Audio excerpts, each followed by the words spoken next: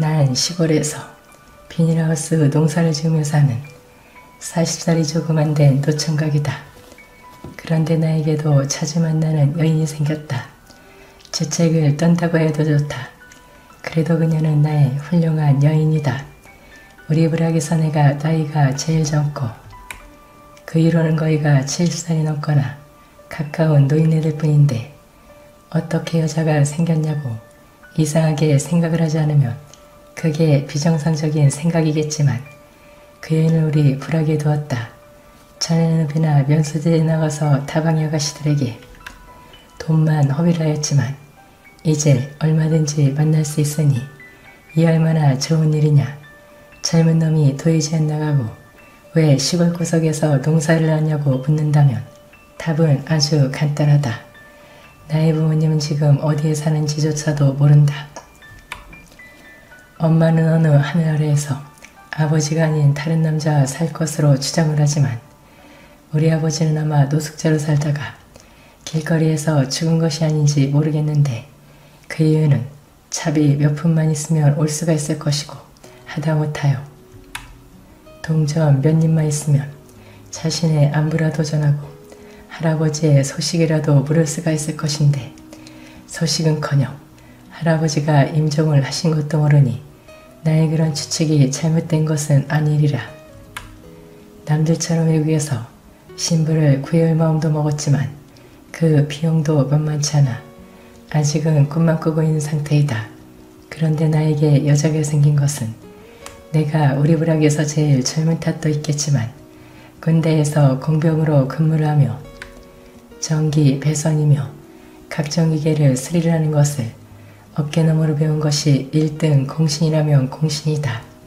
무지한 시골사람, 그도 나이가 6, 7세가 가장 나 빼고 젊은 나이이다 보니 집에 전기가 나가도 내가 가서 손을 봐줘야 했고 농기계가 고장이 나도 어려운 것은 전문가를 불러야 했지만 간단한 것은 내 손으로도 주무르면 가동이 되었기에 나의 존재는 우리 부락에서는 없어선 안 될 존재요.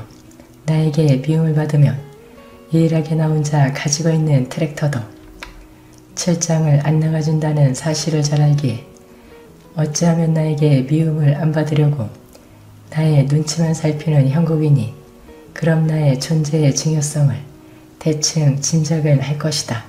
그런데 우리 부락에서 가장 젊은 사람이 67살이란 말은 하였다. 그런데 그 나이의 노인이 바로 나와 만나는 여인, 어쩌면 할머니이다. 어떻게 그런 노인과 만났느냐고 의심을 할 것이다. 얼마 전에 우리 할아버지 장례식에서도 그 할머니는 마치 손자 며느리처럼 음식일은 전담을 해주었지만 부락에 다른 노인들은 불황리라 의뢰 하는 일로 알고 있지만 실상을 하면 아마 대경실색을 할 것이다. 우리 할아버지가 노안으로 하나뿐인 우리 고모가 사는 도예지병원에 입원을 한 것은 작년 봄의 일이었다. 비닐하우스라는 것이 손이 많이 들어가는 일이기도 하지만 추라적길로 치면 만사가 헛사이다. 그래 할아버지는 고모에게 부탁을 하고 난 가끔 찾아갈 수밖에 도리가 없었다. 할아버지가 집에 계실 때는 실이나 좋으나 할아버지에게 식사를 드려야 했기에 밥도 짓고 국도 끓이고 밑반찬도 만들었지만 할아버지가 병원에 입원을 하시자 난 걸핏하면 라면요. 그도 아니면 굶기가 일쑤였다. 어쩌다가 남의 논이나 밭을 트랙터로 갈아주는 날이면 나의 배는 기름진 음식으로 호강을 하는 날이기도 하였으니 말이다. 작년 초여름 그날도 남의 밭을 트랙터로 갈아주고 기름진 음식에 푸짐한 일당도 받았다. 그러니 생각이 나는 것은 나 만날 여자가 필요했다. 성수총각 어디가 해가 막 지기 시작을 하자 나의 전용 자가용이자 비닐하우스에서 물건을 수확하며 읍이나 면 소재지의 공판장으로 출하를 할 때 쓰는 트럭에 올라타고 막 시동을 거는데 우리 이웃에 사는 우리 부락에서 나 빼고 가장 젊은 할머니가 차창문을 두드리며 물었다. 면에 뭐 필요한 것이 있어서요? 왜요? 차창을 내리며 그래 그럼 나도 함께 가면 안 돼 하고 물었다. 그러세요 하고 대답은 하였지만 아주 난감하였다. 면 소대지에 물건을 사러 간다는 말은 하였지만 실상은 다른 걸 해결하기 위하여 가는 길인데 말이다. 그렇다고 안 된다고 할 수는 정말이지 없었다.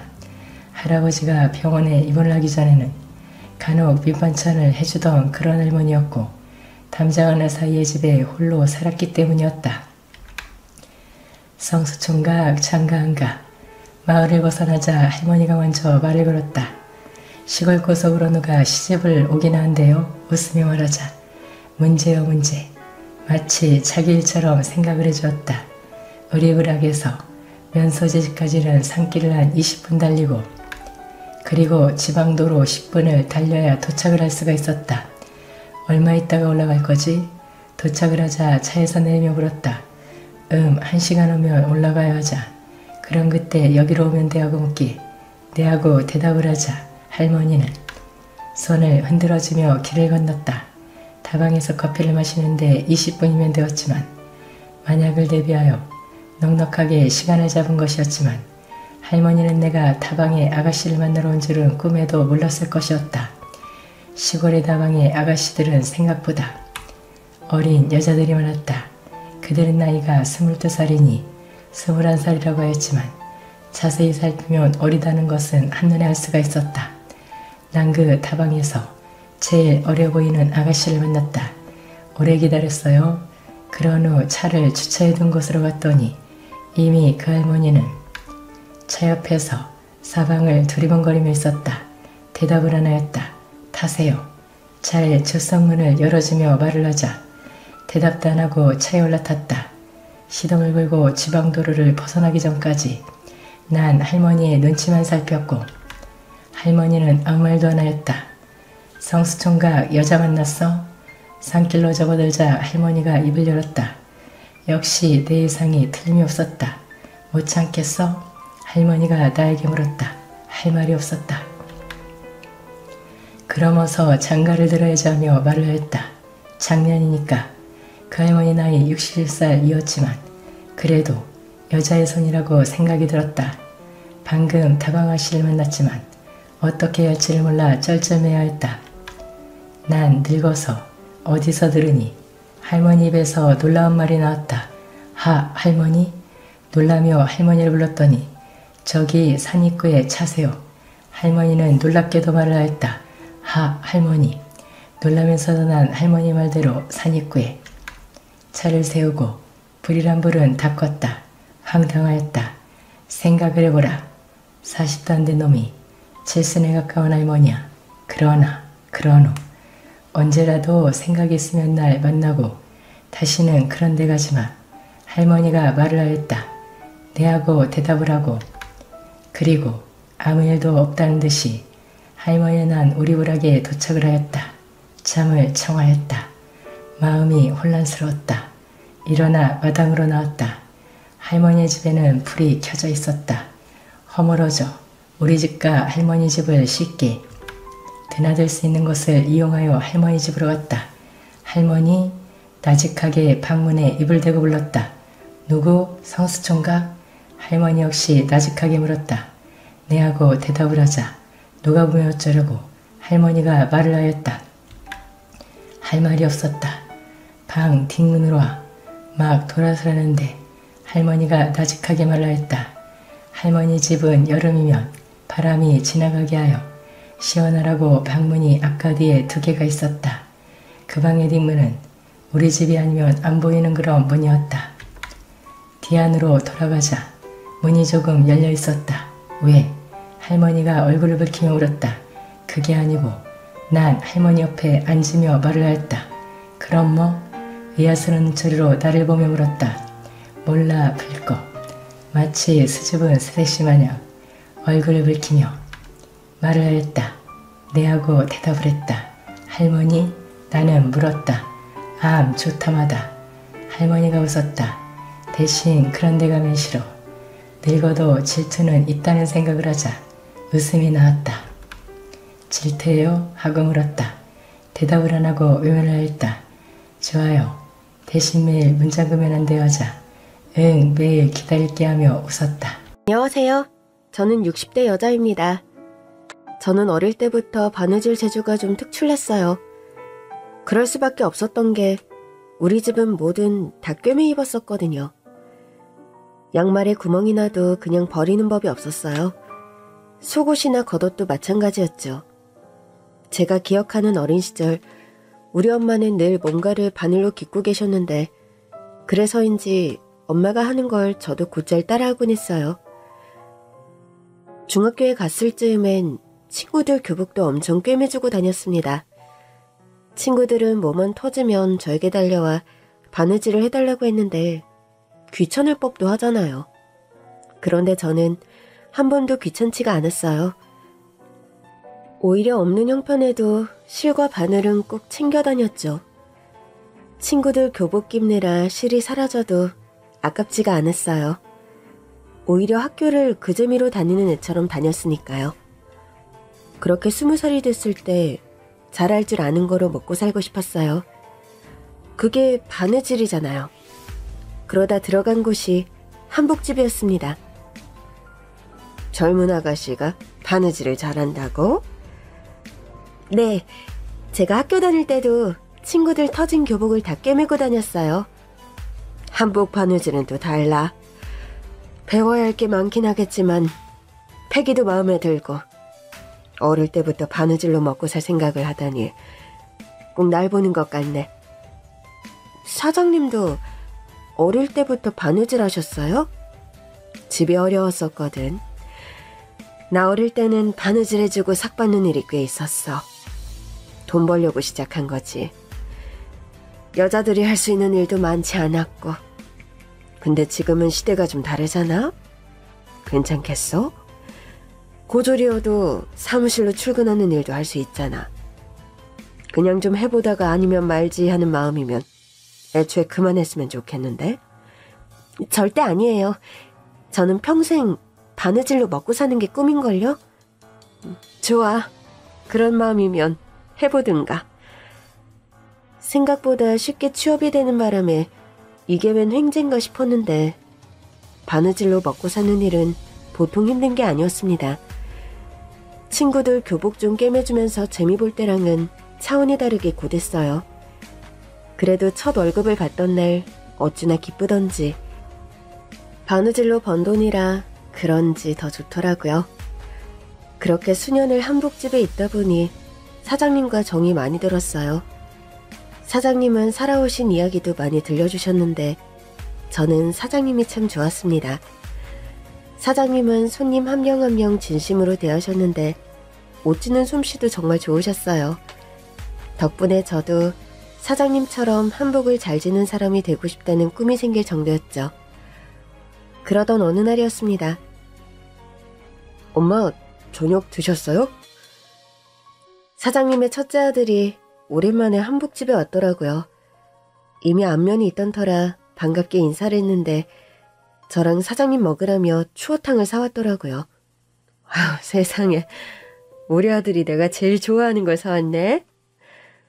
그러나 그때까지 추어탕을 단 한 번도 먹어본 적이 없었던 저는 기함을 하고 말았죠. 미꾸라지를 간 거라고요? 통째로? 진짜 한 번도 안 먹어봤나 보네. 여태 추어탕 한 번 안 먹어보고 뭐 했어요? 그 꿈틀거리는 미꾸라지를 어떻게 먹어요? 아유, 얘 좀 봐라. 너 먹고 또 달라고나 하지 마. 진짜 못 먹겠어요. 미꾸라지가 그릇에서 꿈틀거리는 것 같단 말이에요. 아유, 꿈틀거리기는 무슨. 다 삶아서 곱게 간 거야. 먹어봐. 그날 사장님 모자와 함께 처음으로 추어탕을 먹은 저는 그 별미에 푹 빠지고 말았습니다. 그거 봐요. 잘 먹네. 다음에 또 사다 줄게요. 우리 어머니도 이 집 추어탕 좋아하시거든요. 사장님 큰아들은 사장님을 닮아서인지 인품이 참 좋아 보였어요. 사람이 낯도 안 가리고 부침성도 어찌나 좋은지. 사장님 남편분이 일찍 돌아가셔서 일찍이 배달 일을 하면서 사장님과 함께 동생들을 먹여 살렸다고 하더라고요. 아, 우리 아들 없었으면 나도 못 견뎠을 거야. 애는 셋인데 남편은 하루아침에 세상 떠나고 어떻게 사나 싶었는데 우리 아들이 그때 고등학생이었거든. 학교 그만두고 돈을 벌겠다고 하더라고. 그래서 내가 어떻게든 버텨볼 테니까 고등학교는 졸업하라고 했어. 그래서 고등학교는 졸업한 거예요? 그럼 내가 우리 큰아들 고졸로 만든 게 인생에서 가장 잘한 일이라고 생각하는걸? 동생들은 다 대학 들어가서 신나게 사는데 큰아들이 고등학교도 졸업 못했어 봐. 내 평생 한이었을 거야. 진짜 착한 아들이네요. 그럼 어디 누나도 자랑스러운 아들이지. 그래서 말인데 네가 보기엔 어떠니? 에? 제가 보기에 어떠냐뇨. 네가 보기엔 우리 아들이 어떤가 해서. 저는 한 발 늦게 의미를 알아차리고는 웃음을 터뜨렸습니다. 제가 어떻게 사장님 큰아드님이랑 연애를 해요? 왜 못해? 사장님 눈치 보여서 못하죠. 아니, 내 눈치를 왜 봐? 둘이 좋으면 만나면 되지. 누가 결혼하래? 그냥 만나서 밥도 먹어보고 영화도 보고 그래 봐. 너희들이 잘 맞을 것 같아서 그래. 한복집 사장님은 그 정도로 저를 예뻐하셨어요. 결국 저는 사장님 큰아들과 데이트라는 걸 하게 됐는데 첫 데이트에서 그 사람이 그러더라고요. 우리 결혼할까요? 에? 아니, 이제 겨우 한 번 데이트했는데 당장 하자는 건 아니고 딱 1년만 만나보고 합시다. 아니면 2년? 그렇게 우리는 연애를 시작했고 딱 1년을 사귄 뒤 결혼했습니다. 솔직히 정말 좋았어요. 제가 좋아하는 사장님과도 가족이 된 거고 남편도 저를 정말 아껴줬거든요. 그러나 모든 것이 좋기만 한 것은 아니었습니다. 남편에겐 남동생 둘이 있었는데 둘 다 어머님과 남편 뒷바라지 덕에 좋은 대학에 나와서 좋은 대학 나온 여자들을 만났어요. 한 번은 명절이라고 시어머니께서 동서들에게 한복을 지어주셨는데 동서들이 저에게 와서 그러는 겁니다. 어머 형님, 한복 색깔이 이게 뭐예요? 저 분홍색 잘 안 봤는데. 저도요. 저도 노란색이도 잘 봤는데 파란색이 뭐람? 어머니 몰래 다른 걸로 주시면 안 돼요? 동서들 사이즈에 맞춰서 만드신 건데 이걸 물으면 어떡해. 내가 보기엔 둘 다 잘 어울리는구만. 아무래도 동서는 딸이 있어서 분홍색 한복을 해주신 것 같고 동서는 아들이 있어서 파란색 한복을 해주신 것 같아. 애들 결혼할 때 입으면 되겠다. 우리 형님이 한복집에만 있으니까 세상 돌아가는 걸 모르시네. 그러니까 말이야. 이렇게 안 어울리는 한복 입고 사람들 앞에 나서면 다들 비웃어요. 그래도 가족 행사 때는 입을 수 있잖아. 어머니께서 해주신 정성이 있는데 가족 행사 때 입기도 창피해요. 사진으로 남을 거 아니에요. 그러니까요. 어머님도 참 우리한테 좀 물어보고 만드시지. 사이즈만 재간 뒤에 색깔이나 디자인은 하나도 안 물어보셨잖아요. 그러게 형님이라도 좀 물어봐 주시지 그랬어요. 동서들은 좋은 직업은 가졌지만 다소 예의는 없는 여자들이었습니다. 그러나 제 앞에서만 본색을 드러냈을 뿐 시어머니 앞에서는 아양도 잘 떨고 군말 없이 한복도 입고 나타나더라고요. 그러던 어느 날 시어머니께서 암으로 진단을 받으셨어요. 치료하면 좋아지실 줄 알았는데 결국 한복집이를 놓으셔야 할 정도로 악화되시더라고요. 시어머니 대신 한복집을 운영할까도 했는데 시어머니 병수발이 먼저인 것 같았어요. 때 되면 시댁에 잘도 드나들던 동서들은 시어머니의 암투병 중에는 영 소식이 없더라고요. 그러더니 하루는 두 사람이 저더러 밖에서 보자고 하는 겁니다. 무슨 일이야? 어머니 곧 깨시면 식사 챙겨드려야 해서. 형님, 혹시 모르세요? 뭘? 어머니 전 재산 사회에 환원하신 거요. 아, 그래? 근데 내가 그걸 왜 알아야 하는데? 어머, 우리 형님 순진한 척 하시기는. 솔직히 형님 놀라셨죠? 형님이 아무리 지극정성 간호해도 형님 앞으로 떨어질 게 없다는 거예요. 솔직히 그 한복집도 늘 같은 위치에 있어야 한다면서 월세 내고 쓰는 거잖아요. 어머니 건물이며 땅이며 전부 사회 환원하셨대요.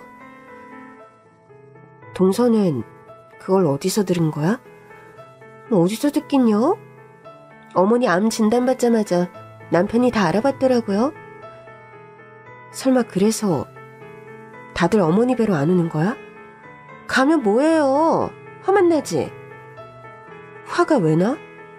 왜긴요? 홀로 자식들 키우면서 어렵게 버신 돈을 왜 사회에 환원해요? 자식들한테 주면 떵떵거리고 살 텐데 가난을 대물림해주는 것도 유분수지. 기가 차서 더는 못 듣겠더라고요. 어머님이 서방님들한테 못해준 게 뭐가 있으셔? 가난을 대물림하다니. 동선에 둘 다 잘 살잖아. 좋은 아파트 살고 그 집 어머니가 결혼하실 때 해주신 거 아니야? 그게 다였잖아요. 먹고 살게 공부시켜줘. 결혼한다고 집 사줘. 그럼 이제부터는 두 부부가 힘을 합쳐서 살아가는 거지. 그래서 형님은 앞으로도 어머니 병수발을 드시겠다고요? 근데 뭐 이제와 안 하기도 뭐하겠죠. 한마디로 제대로 똥 밟은 거죠. 동서들은 키득거렸고 저는 불쾌해서 황급히 자리를 떠났습니다. 시어머니의 재산이라니 생각도 안 해본 주제였어요. 저는 집으로 돌아가 평소와 다름없이 시어머니를 보살폈고 그 후로도 시동생 부부는 단 한 번도 어머니를 뵈러 오지 않았습니다. 어머니 생신을 앞두고 어쩌면 마지막 생신이 되실 수도 있으니 한번 와달라고도 했는데 단박에 거절하더라고요. 그날 우리 가족여행이 있어서요. 동서, 어머니 생신 잊었어? 남편도 안 챙기는데 제가 굳이 챙기겠어요? 형님은 아직도 그러고 계시는 거예요? 아직도 그러고 있다니? 형님, 괜히 붙어있다가 피박 쓰지 마시고 도망가세요. 동서들은 지극정성으로 시어머니를 간호하는 저를 비웃었습니다. 그래봤자 떨어질 게 없는데 웬 청승이냐는 식이었어요. 그러거나 말거나 저는 시어머니를 계속 간호했어요. 그러나 결국엔 식사도 잘 못하시는 때가 오고 말았죠. 하루는 시어머니께서 저에게 고운 한복이 담긴 보따리를 내어주시더라고요. 오늘 아니면 다시는 기운을 못 차릴 것 같아. 미리 줄게. 어머, 구하라. 언제 지으신 거예요? 예전부터 너 주려고 지어둔 건데 네 동서들이 질투할까봐 못 줬어. 전에도 주셨잖아요.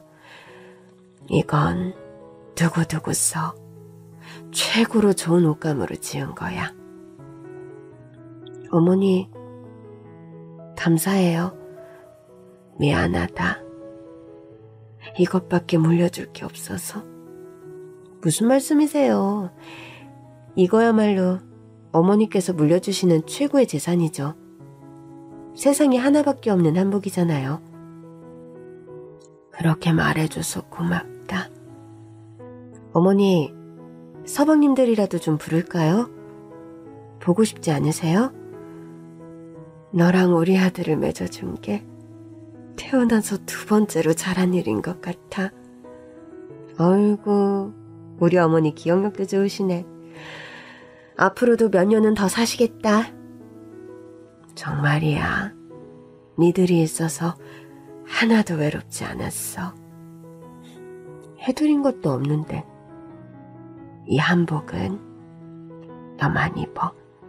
알겠지? 다음날 시어머니는 돌아가셨어요. 그날이 시어머니 생신이었거든요. 여행을 갔다가 급히 돌아온 시동생 부부는 입이 대빨 튀어나와 있었습니다. 아, 어머니는 진짜 끝까지 도움이 안 되셔. 우리 딸 결혼하기 전에 마지막으로 가는 가족여행이었는데 그걸 망치시네. 아. 동서, 사람들이 듣겠어. 사실이잖아요. 뭐 하나 남겨주신 것도 없으면 가족여행까지 방해하실 건 또 뭐예요? 분명 끝까지 심술 부리면서 가신 거라고요. 입 나온 시동생 부부들까지 데리고 장례를 치르느라 혼이 쏙 빠지는 기분이었어요.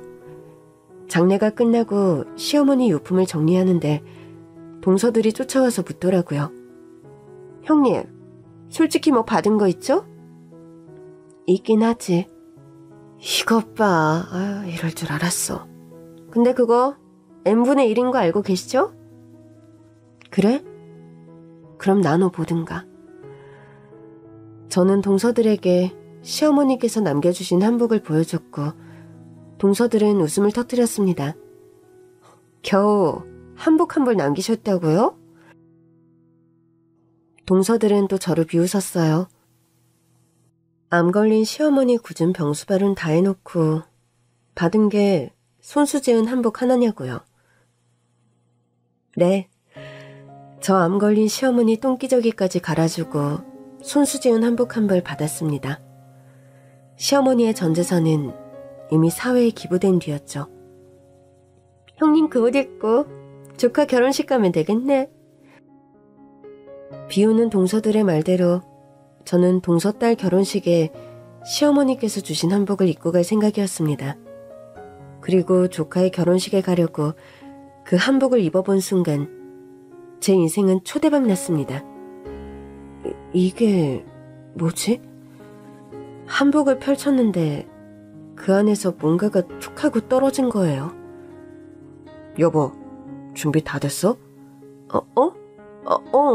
잠깐만. 그때는 결혼식에 가느라 한복 안에서 떨어진 걸 바로 확인하지 못했어요. 그리고 동서딸 결혼식장으로 향했죠. 제 한복을 본 동서들은 또 비웃더라고요. 어머, 이게 바로 시어머니 똥기저귀까지 갈아주고 받은 한복이에요? 곱긴 곱네요. 그러게요. 어머니께서 이번엔 색깔을 잘 고르셨네. 그날 동서들은 예식장에서 대여한 한복을 입었더라고요. 솔직히 말해 시어머니께서 지어주신 한복과는 비교가 되지 않을 정도로 별로였어요. 그런데도 빌린 한복을 입고 우쭐해하는 동서들을 보고 있자니 할 말이 없더라고요. 조카의 결혼식이 끝난 뒤 동서가 우리 부부를 붙들더라고요. 오랜만에 형제들끼리 한잔하시죠. 좋은 날인데. 우리가 쏠게요. 우리 딸 결혼 기념으로. 어쩐 일로 우리 부부를 끼워주기에 일단 따라갔는데 앉자마자 동서가 그러는 겁니다. 형님, 이 자리에서 단판 지으시죠? 단판이라니? 어머님 재산 문제예요. 우리가 알아보니까 어머니 한복집 월세가 너무 많이 밀려서 빚더미던데. 아, 맞다, 한복집. 내가 조만간 운영할 거야. 아, 글쎄 그것도 재산이라고. 우리한테 그동안 밀린 월세 같이 내달라고 할 건 아니죠? 뭐? 그래서 말인데 우리 이거 썼어요. 시동생 부부가 나란히 뭘 내밀더라고요. 뭔가에서 보니 상속폭이 각서였습니다. 아니죠, 굳이 이런 걸. 형님, 깔끔하게 하자고요. 우리는 받을 것도 갚을 것도 없는 거예요. 알겠죠? 누가 동서들 보고 한복집 세뇌래? 그래도 상속 포기 안 하면 결국 한복집도 우리 몫인데, 솔직히 그 한복집 빼봤자 지금껏 밀린 월세 내고 나면 남는 보증금도 없을 거 아니에요. 그러니까 형님이 내시고 형님이 가지세요. 애초에 그러려고 했어. 그러니까 상속 포기 각서까지는 필요 없어. 그냥 받으세요. 우리 마음 편하려고 이러는 거니까. 그때였습니다. 지금껏 한 번도 큰 소리를 낸 적 없던 남편이 시동생 부부를 보며 화를 냈어요. 재수씨, 그리고 니들 어머니 아프실 땐 곱빼기도 한 번 안 비치더니 뭐? 상속 포기 각서? 한마디로 어머니 빚 포기각서인 거잖아. 그럼 어떡해. 엄마가 남긴 거라곤 한복집 월세 빚밖에 없는데 막말로 그 한복집에서 벌어먹고 산 건 형수잖아. 형수가 하는 게 맞지. 형은 남편이니까 같이 하는 거고. 니들 어머니한테 빚이 더 있을까봐 이러는 거 아니야? 솔직히 의심은 돼. 이미 전 재산을 사회에 환원하셨는데 병원비는 다 어떻게 한 거야? 빚져서 한 거 아니야? 우리가 다 했어. 빚 안 졌어. 그럼 됐네. 그럼 우리가 준 상속 포기각서 못 받을 것도 없잖아. 그냥 받고 깔끔하게 끝내자고. 이러다 어머니한테 재산이라도 더 있으면 어떡하려고 이래? 형, 머리 쓰지 마. 우리도 다 알아보고 이러는 거야. 어머니 집도 자기 집 아니잖아. 평생 뭘 소유하지 않은 게 꿈이라면서 집도 월세집이었잖아. 거기 보증금도 밀린 거 아니야? 자식이라는 녀석들이 어머니 병원비 한 번을 안 내놓고는 하는 소리가 겨우 이거야? 형이 이러니까 더 의심스러워. 우리는 이미 상속 포기각서 썼으니까 딴 말 하지 마. 그래, 맞아. 그리고 이참에 우리도 인연 끊어. 솔직히 난 형도 부담스러워. 그게 무슨 소리야? 형이 우리 아버지도 아닌데 꼭 아버지처럼 굴잖아. 어릴 때 우리 먹여 살렸다고. 맞아. 어릴 때나 그런 거지. 어머니 한복집 잘 되고 나서부터는 막말로 형이 먹여 살린 건 아니잖아. 근데 왜 아버지 노릇이야? 이제와 어머니 없다고 우리가 형한테 뭐라도 해줄 거라는 기대를 버려. 이 자식들이. 형수, 잘 봤죠? 우리 상속 포기각서 쓴 거. 저는 한숨만 나오더라고요. 결국 가족끼리 한잔하자던 자리는 금세 파투가 났고 시동생 부부가 떠난 자리에 남아 남편이 눈물을 흘리더라고요. 여보, 많이 속상해? 어머니 돌아가실 때도 안 울더니. 저 자식들 말하는 거 들었지? 어릴 때만 내가 도왔다고? 어머니는 저 녀석들 학비는 안 해주시려고 했어. 그래서 내가 해줬거든. 그런 얘기는 처음 들어. 무슨 소리야?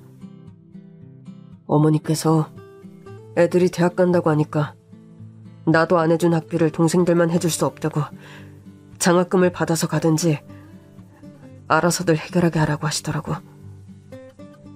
애들이 들으면 섭섭해할 것 같아서 내가 다 해줬어.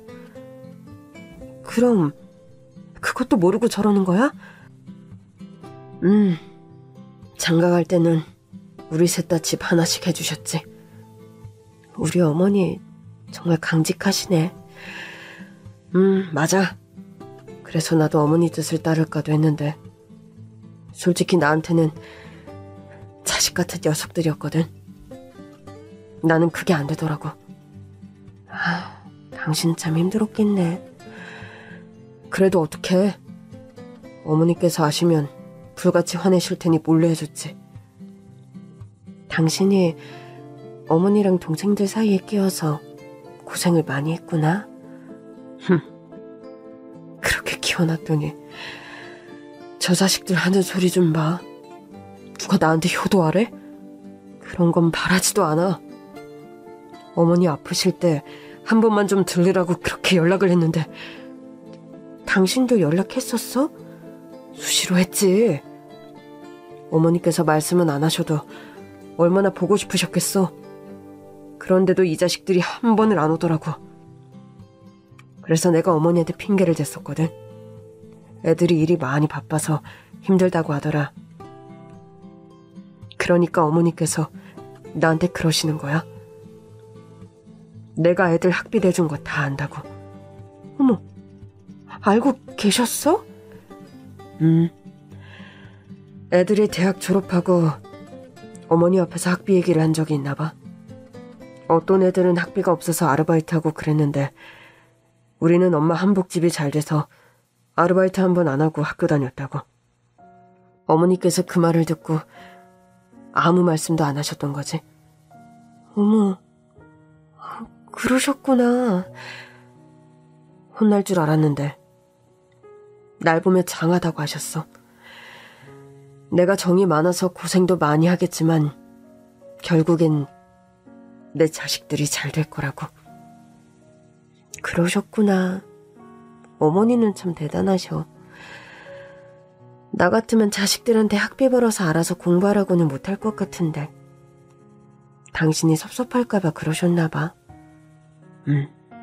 나도 알지. 여보, 우리 있자.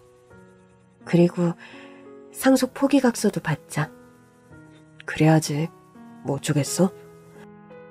나도 이제 다시 기운내서 어머니 한복집 이어가야지. 그래 줄래? 그럼. 내 인생도 바친 한복집인데. 다만 내가 어머니 솜씨를 따라가려면 아직 멀었는데 그게 걱정이지 뭐. 당신은 잘할 거야. 그나저나 진짜 밀린 월세부터 해결해야겠네. 보증금에서 깎아도 되고 아니면 형편되는 대로 내지 뭐. 저는 남편과 손을 잡고 다정하게 집으로 돌아왔어요. 비록 시동생들 때문에 속은 상했지만 그래도 우리 둘이 함께니까 괜찮았습니다. 씻고 한복을 정리하는데 문득 한복에서 떨어진 봉투가 생각나더라고요. 맞다. 그 봉투 편지 같았는데. 어머니께서 남기신 편지가 아닐까 생각하며 봉투를 연 순간 저는 너무 깜짝 놀랐습니다. 여보, 이리 와봐.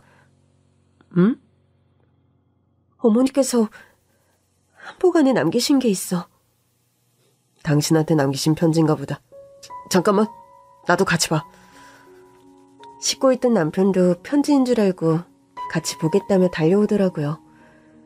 그러나 봉투 안의 것을 본 남편도 놀라서 굳어버리고 말았습니다.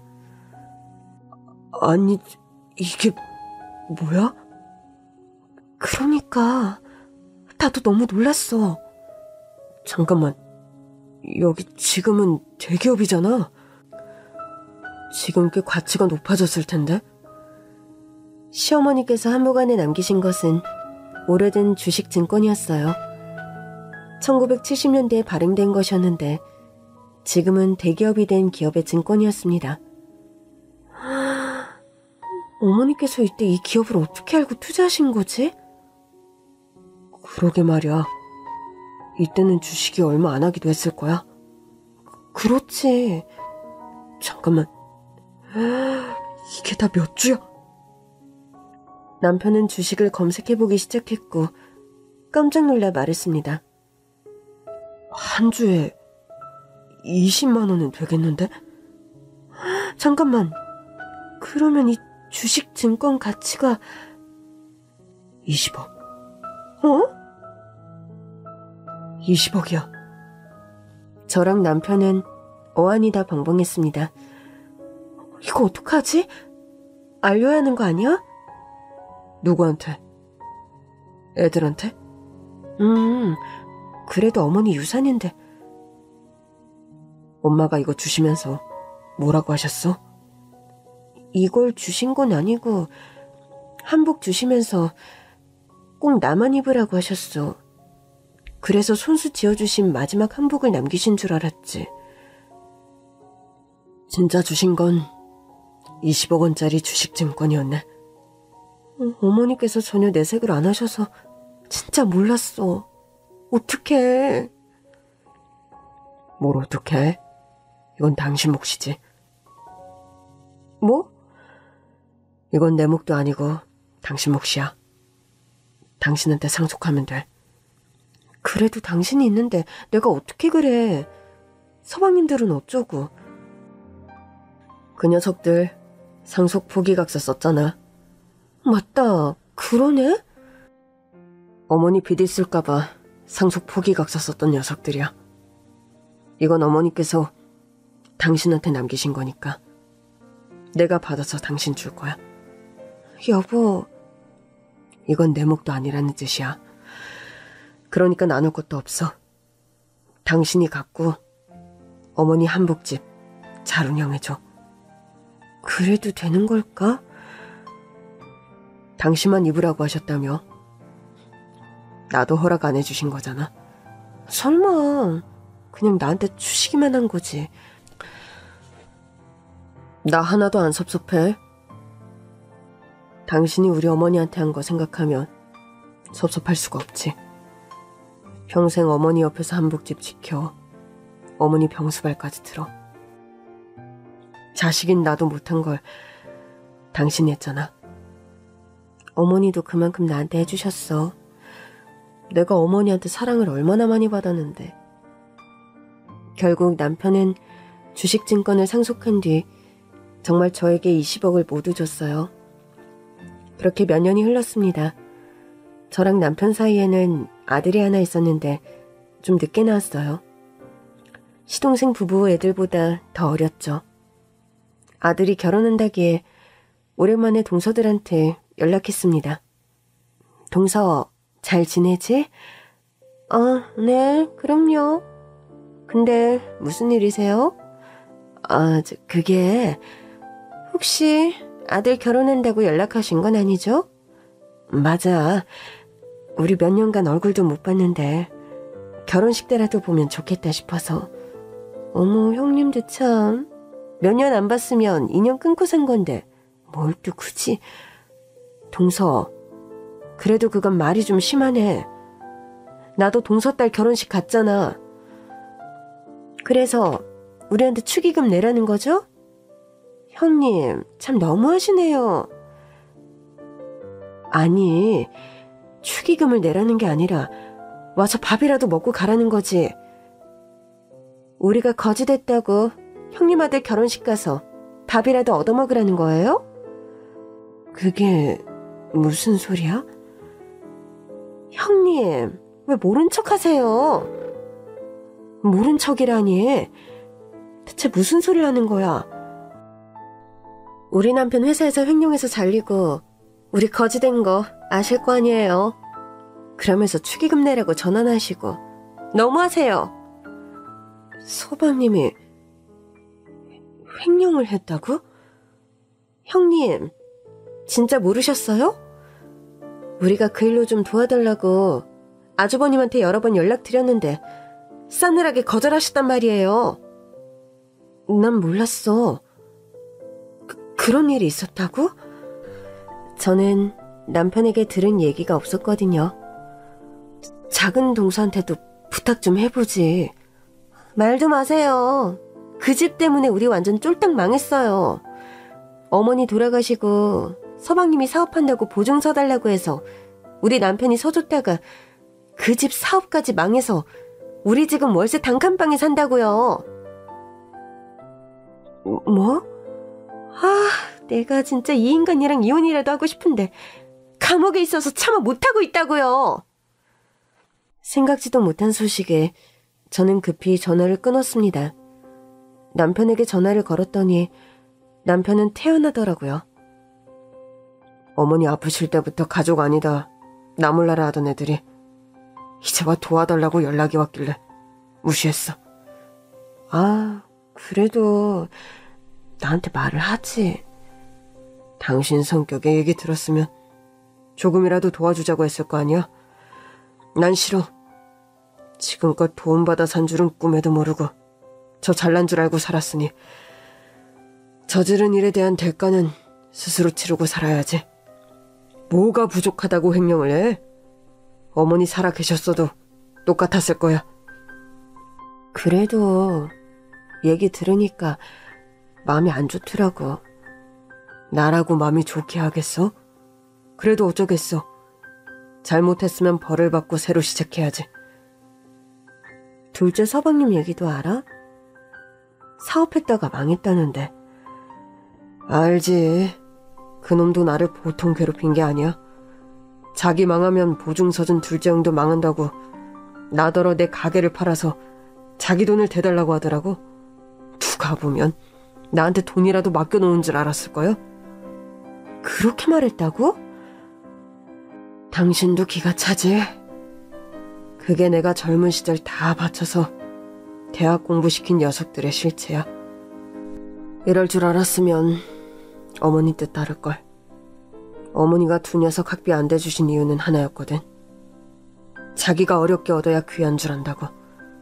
누구나 대학 가는 거 아니고 남들 일하는데 공부 더 하고 싶으면 스스로 벌면서 할 줄도 알아야 한다고 하셨거든. 지들 힘으로 하다가 정 부족하면 도와줄 수는 있어도 그냥 줄 수는 없다고 하셨지. 우리 어머니 참 현명하셨네. 그러니까 내가 무지해서 이렇게 마음고생을 하나 봐. 당신도 마음 아픈 거지? 마음이 아프지. 근데 이제 두 번은 안 속아. 어머니 가르침대로 하는 게 맞아. 더더구나 지금은 자기 가정도 있고 장성에서 출간 자식들도 있는 녀석들이잖아. 자기 인생은 자기가 책임지고 살아야 나중에라도 제대로 살겠지. 당신 참 큰 결심했네. 그래도 그렇지. 어떻게 나한테 말 한마디 안 해줄 수 있어? 그나저나 어떻게 한 거야? 우리 아들 결혼하니까 와서 밥이라도 먹으라고 연락했더니 막 화를 내는 거야. 화를 내? 응. 그러면서 자기네 망한 얘기를 줄줄 하더라고. 축의금 낼 돈 없다 이거지. 그냥 와서 밥이나 먹으라고 했는데 안 오겠지 뭐. 그것들 와봤자 내 속만 뒤집혀. 또 부르지 마. 알겠어. 그리고 아들의 결혼식 날 손님을 맞던 우리 부부는 깜짝 놀라고 말았습니다. 동서들이 거짓골로 결혼식장에 나타난 겁니다. 어머 형님, 신수가 아주 원하시네요. 한복집 얘기는 들었어요. 지금도 잘 된다면서요? 그래. 동서 잘 왔어? 맛있는 밥이라도 먹고 가. 형님, 제가 뭐 밥도 못 먹어서 여기 온 것 같아요? 하고 온 건 딱 그래 보이긴 하는데 아니라면 다행이고. 형님, 이렇게 성대하게 결혼식까지 할 정도면 우리 좀 도와줄 수 있잖아요. 우리도요. 아니 이제 나한테는 왜 연락들을 안 한 건데? 그럼 생활비라도 좀 대줬겠지. 아주버님이 형님한테 연락하지 말라고 하셨단 말이에요. 형님도 똑같은 입장이라고. 맞아요. 형님한테까지 연락하면 지금 보내는 생활비 얼마도 없다고. 그래서 못했어요. 우리 남편이 생활비는 줬나 보네. 그때 딱 한 번 준 거예요. 맞아요. 우린 이제 어떻게 살아요? 일단 우리 아들 결혼식 끝나고 얘기하자. 둘 다 자리에 가서 앉아. 갑자기 들이닥친 동서들로 인해 정신은 없었지만 잘 키운 아들이 장가를 가는 건 감동적이었어요. 결혼식 후 우리는 두 동서를 데리고 집으로 갔습니다. 아파트 단지에 도착하자 동서들의 눈이 휘둥그레지더라고요. 형님, 원래 여기 안 살았잖아요. 이사 왔어? 세상에, 여기 완전 부자들만 사는 아파트인데? 다 왔다. 일단 내리자. 가는 내내 남편은 입을 꾹 다물고 있었어요. 차에서 내리자 동서들은 그제야 우리 남편의 차가 보인 모양이더라고요. 차도 완전 비싼 차네? 어머, 그러네요. 형님, 한복집이 그렇게 잘 돼요? 한복집이야. 어머니 계실 때가 더 잘 됐지. 물론 지금도 비슷한 수준이야. 그러면서 입 싹 씻는다고요? 내가 무슨 입을 씻어. 그 한복집 형님이 혼자 가졌잖아요. 월세 밀린 한복 가게는 관심 없다며. 그래도 이렇게 수입이 생겼으면 재산 분배 차원에서라도 나눠줬어야죠. 동서, 해도 너무하네. 그때는 빚만 남든 말든 관심도 없더니 이제 와서 한복집을 탐내네? 탐내는 게 아니라 솔직히 사실이잖아요. 한복집이 그렇게 잘 되면 우리 목도 있는 거죠. 결국 남편은 폭발하고 말았습니다. 재수씨, 한복집이고 어머니 집이고 다 월세라고 싫다면서요. 월세 다 까먹고 보증금도 안 남았을 가게 우리더러 그냥 가지라면서요. 빚 갚아서 쓰든 말든 관심 없다고. 그때야 우리가 잘 될 줄 알았죠. 이렇게 아쉬운 처지가 될 줄 누가 알았겠어요?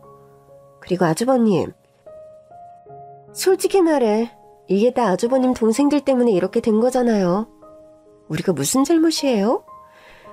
아주버님 동생들이 잘못했으니까 우리한테 책임감을 가지셔야죠. 대체 두 분은 왜 일을 관둔 겁니까? 뭐? 동서들 일을 관뒀어? 아니, 남편이 사업한다고 이제 저 일 안 해도 된다고 했단 말이에요. 나도요. 남편이 횡령하는 줄도 모르고 자기 월급 많아졌다면서 나한테 이제부터는 놀면서 살라고 했다고요. 그래서 지금도 아무 일도 안 한다고? 일하고 있었으면 이렇게 거짓골로 있지도 않겠죠. 이제 와서 일한다고 해봐야 경력 단절에 다들 은퇴할 나이인데 저 이제 어떻게 살아요? 형님, 그러지 말고 우리 한복가게에서 일하면 안 돼요? 한복가게 월세 반의 반만 월급으로 주셔도 돼요. 뭐? 저는 동서가 말한 거에 절반이요. 아르바이트라도 하게 해주세요. 단칸방 월세는 내야 할 건이에요. 그렇다면 동서들한테 줄 월급이 없네. 형님, 이렇게 매정하게 나오신다고요? 진짜 너무하세요. 예전에는 이런 분 아니셨잖아요. 시어머니 똥기저귀까지 치우시던 분이? 그래요. 그 심정으로 우리 좀 돌봐주면 어디가 덧나요? 적어도 우리가 어머님처럼 똥싼기저귀 치워달라는 건 아니잖아요. 둘 다 듣자 하니까 말이 심하네. 어머니가 똥기저귀를 쓰고 싶어서 쓰셨어? 나중에는 아예 거동을 못하실 정도로 아프셔서 그랬던 거 아니야? 형님 잘못이라는 게 아니라요. 어머니도 너무하셨다 이거죠. 그냥 간병인 쓰시면 될걸. 왜 전 재산을 사회에 환원하셔서. 맞아요. 결국 하근은 어머니예요. 어머니가 우리한테 재산만 상속해 주셨어 봐요. 우리가 이렇게 거짓골이 됐겠느냐고요. 맞아요. 우리 남편도 횡령 안 했을걸요? 다들 그만해요. 단지 두꺼워도 정도가 있지. 지금 우리 어머니를 모욕하는 겁니까? 아주버니, 솔직히 두 분 사시는 거 보니까 짜증나서 그래요. 이렇게 잘 살고 있었으면서 어떻게 우리한테는 생활비 한 번 딱 주고 말아요? 그때 재수씨가 그랬죠? 딱 한 달치 생활비만 주면 나가서 무슨 일이라도 해서 먹고 살 거라고. 한 번만 도와달라고. 그래서 준 거잖아요. 그때 드린 돈이 적지도 않았어요. 말이 한 달치 생활비지 월세까지 포함하면 석 달치는 줬을 겁니다. 아니 뭐 그게 잘못됐다는 게 아니라 그럼 석 달 뒤에 우리가 어떻게 사는지는 좀 더 보시고 추가 지원을 결정하셔야 하지 않았나 싶은 거죠. 내가 무슨 자선사업가입니까? 자선사업가면 이보다는 더 해주셨겠죠. 맞아요. 그리고 우리는 가족이잖아요. 자선사업가보다는 더 넉넉하게 해주셔야 하는 거 아니에요? 동서들은 파렴치하다 싶을 정도로 뻔뻔했고 결국 남편은 집을 나가버렸어요. 도저히 못 보겠는 모양이더라고요. 저는 두 동서를 앞에 앉혀놓고 말했습니다. 내가 우리 한복집 월세의 반이든 반의 반이든 월급을 못 준다고 한 건 우리 한복집이 월세가 아니라서야. 네? 그럼요?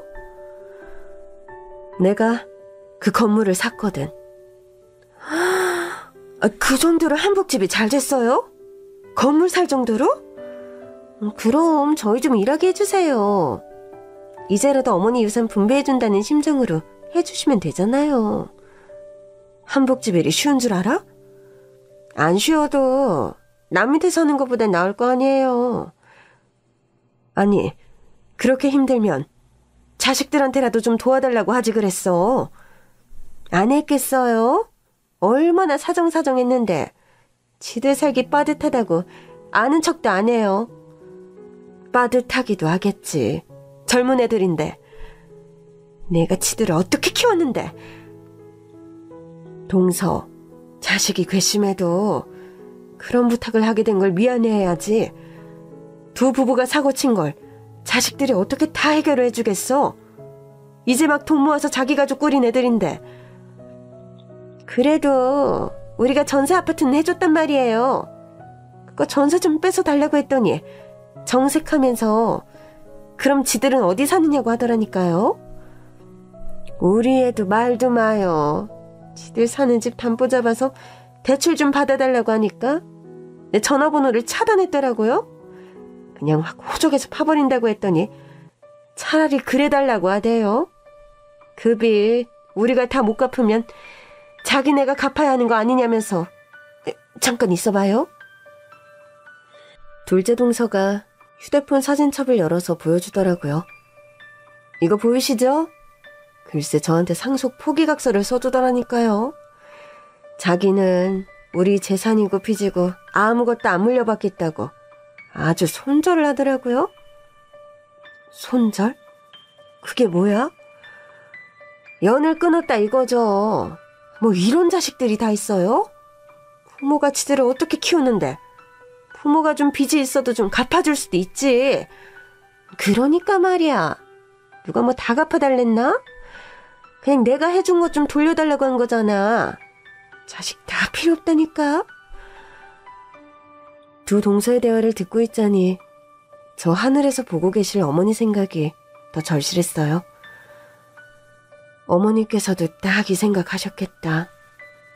어떻게 키운 자식인데 아픈데도 보러 오지도 않고 시한부라고 하니까 바로 엄마 재산부터 알아보고 전 재산 사회에 환원했다고 손절했잖아.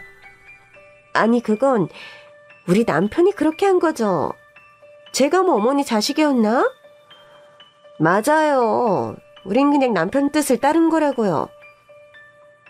그래서 자기들은 며느리는 안 미워? 사위는? 미워 죽겠어요. 아주 꼴도 보기 싫다니까요. 보나마나 뻔해요. 사위놈이 우리 딸을 꼬드긴 거라고요. 엄마 일에 절대 개입하지 말라고. 당연하죠. 우리 며느리도 그랬을걸요? 내가 해봐서 아는데. 그 순간 둘째 동서가 아차 싶은지 제 눈치를 보더라고요. 둘 다 됐어.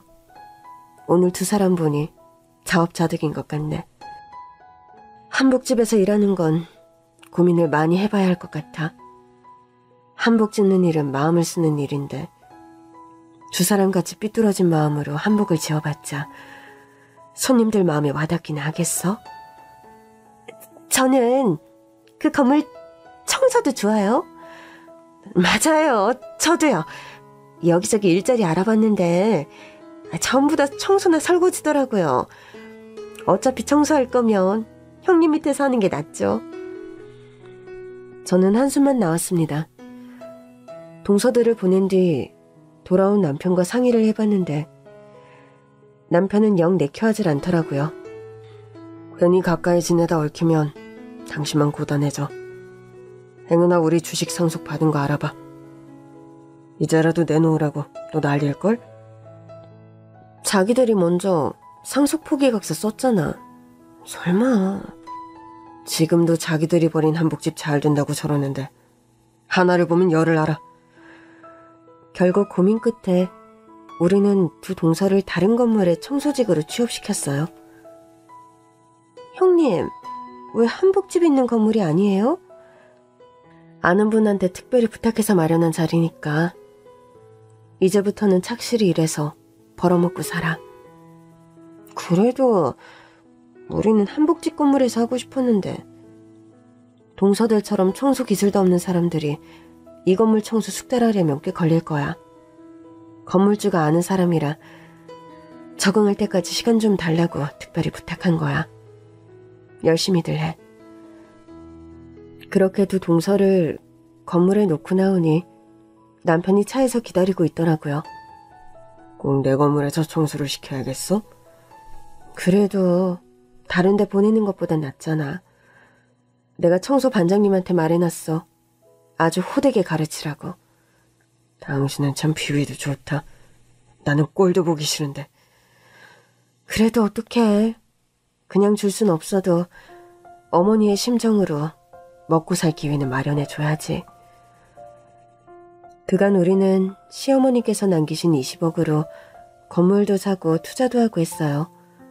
물론 남편은 저에게 상속해 주었지만 저는 그 안에 남의 몫도 있다고 생각했거든요.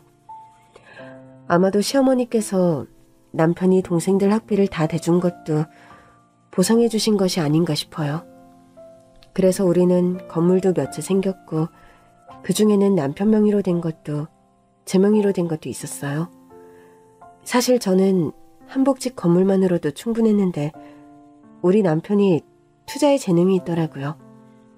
어머니 덕에 남편 덕에 저는 돈 걱정 없이 살게 됐죠. 그러나 우리 부부도 어머니의 신조를 따라 살아가고 있습니다. 아들이 결혼할 때도 그랬어요. 엄마, 우리 결혼할 때 집값은 좀 보태주실 수 있어요? 얼마나 필요한데? 우리 둘이 열심히 모으긴 했는데 좀 부족해서요. 그래, 그러자. 아들 결혼인데 선물은 하나 해줘야지. 근데 아들, 너 아직 나한테 갚을 것도 있는 거 알지? 알아요. 대학 학비 말씀하시는 거죠? 그래, 너 부족하다고 할 때마다 내가 보태준 거. 평생 갚으라면서요.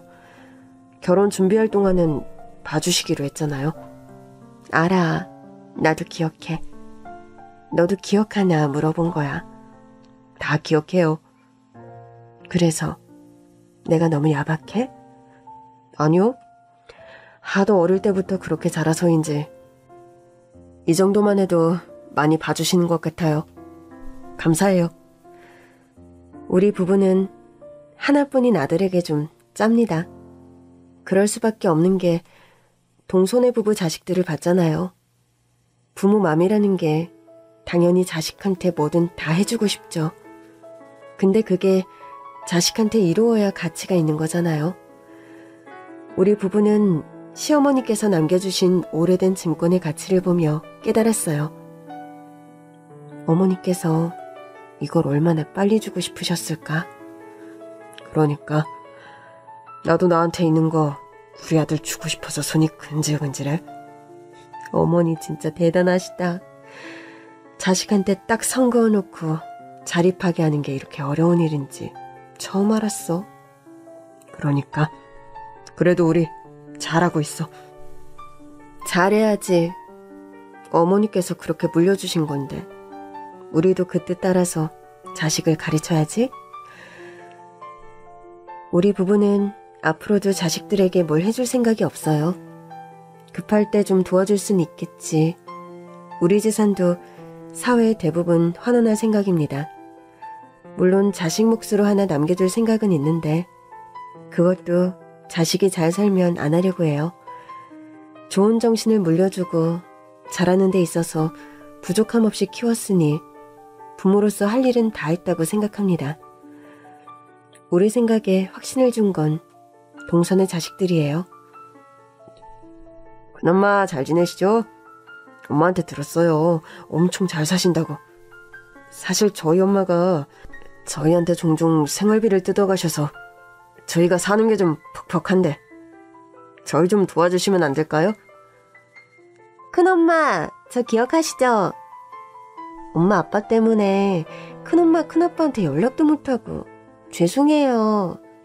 이제라도 종종 찾아뵐까 하는데 가도 될까요? 그 부자 동네에 사신다고 혹시 뭐 드시고 싶으신 건 없으세요? 하나는 대놓고 말하고 하나는 애들러 말하고 있지만 결국 두 애가 부모한테 배운 거라곤 뻔뻔함을 가장한 파렴치한 태도인 것 같더라고요. 조카들의 방문은 남편이 단호하게 거절했습니다. 먼저 손자는 너희들하고 다시 연락하고 살려고 너희 어머니한테 일자리 구해준 게 아니야. 이제부터는 손 벌리지 말고 자기 힘으로 살라는 뜻이다. 너희들도 엉뚱한 생각하지 말고 내 번호는 지워라. 큰어머니 번호도 지우고. 그렇게 종종 아직도 엮여있는 동선의 식구들로 인해 골치도 아프지만 우리 부부의 최대 고민은 딱 하나예요. 이 나이에 대학에 가서 다시 공부할 수 있을까? 해보자. 어머니께서도 하늘에서 보고 계실 거야. 이제라도 큰아들이 하고 싶은 공부가 있어서 대학 공부한다는데 얼마나 기쁘시겠어? 당신도 포기하지 않고 하는 거다? 알겠어. 우리 부부는 요즘 수능 준비를 하고 있어요. 수능 봐서 부부가 나란히 대학에 다니는 게 첫 번째 꿈이에요. 사실 수능 공부가 언제 마무리될지는 모르겠어요. 둘 다 공부를 놓은 지 너무 오래돼서요. 그런데도 자식들과 때마다 모이면 공부 얘기에 시간 가는 줄 몰라요. 애들이 노하우를 알려주는데 대학 공부한 아들 며느리가 대단하다 싶더라고요. 엄마 아빠 이러다 우리 자식들이랑 같이 대학 가시겠어요? 그것도 좋은 생각이긴 하다. 당연히 주지 않고 당연히 받지 않으니 가족이 참 평안합니다. 모이면 여러 주제로 이야기도 나누고 맛있는 것도 나눠 먹고요. 우리 시어머니께서 원하신 것도 이거 하나였을 텐데 자식들이 그 청을 들어드리지 못한 게 죄송할 뿐이에요. 그래서 우리 부부가 일군 가족은 그렇게 사는 거 보여드리려고요. 늘 자립심 강하셨고 뭐든 허투루 쓰거나 주시지 않았던 시어머니를 따라 우리도 돈이 아닌 마음을 주고받는 가족으로 살아가고 있습니다. 그래도 곧 태어날 첫 손주 학비 통장은 하나 만들어 주려고요. 할머니로서 그 정도 선물은 해도 되겠죠.